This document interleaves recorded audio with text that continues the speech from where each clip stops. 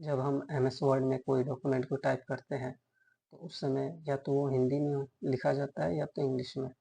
और कभी कभी ऐसा भी होता है कि वो हिंदी और इंग्लिश दोनों में ही लिखा जाता है, कुछ वर्ड्स हिंदी में होंगे कुछ इंग्लिश में होंगे।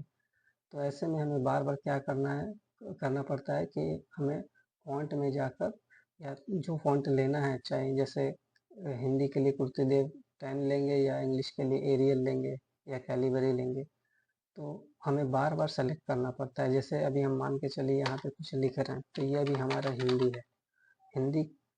और इसी बीच में जब हमें इंग्लिश में टाइप करना है तो उसके लिए हमको जाना होगा फिर से यहाँ पे और एरियल या कोई दूसरा फ़ॉन्ट लेके हमको फिर उसको टाइप करना होगा।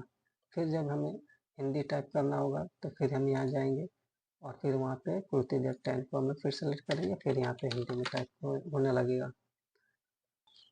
इस प्रॉब्लम को सॉल्व करने के लिए हमें क्या करना होगा कि सबसे पहले हमें फाइल में जाना है और फाइल में जाने के बाद यहाँ पे ऑप्शन में जाएंगे। ऑप्शन में जाने के बाद यहाँ पे कस्टमाइज रिबन पे क्लिक करेंगे। कस्टमाइज रिबन पे क्लिक करने के बाद यहाँ पे कस्टमाइज पे क्लिक करना है और फॉन्ट को सेलेक्ट करना है।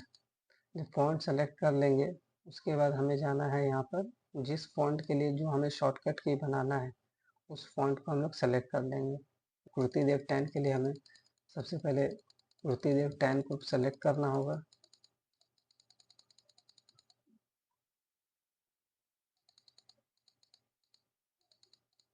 कुर्तीदेव 10।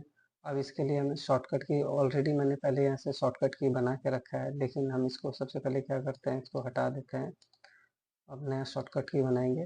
नया शॉर्टकट की कुर्तीदेव 10 के लिए हमें क्या करना है, जैसे हम कंट्रोल शिफ्ट के साथ के दबा देते हैं तो इससे हमारा ये कुर्तीदेव असाइन, इसके बाद इसको असाइन कर देना है। असाइन करने के बाद ये हमारा कुर्तीदेव 10 के लिए कंट्रोल शिफ्ट के सेलेक्ट हो गया।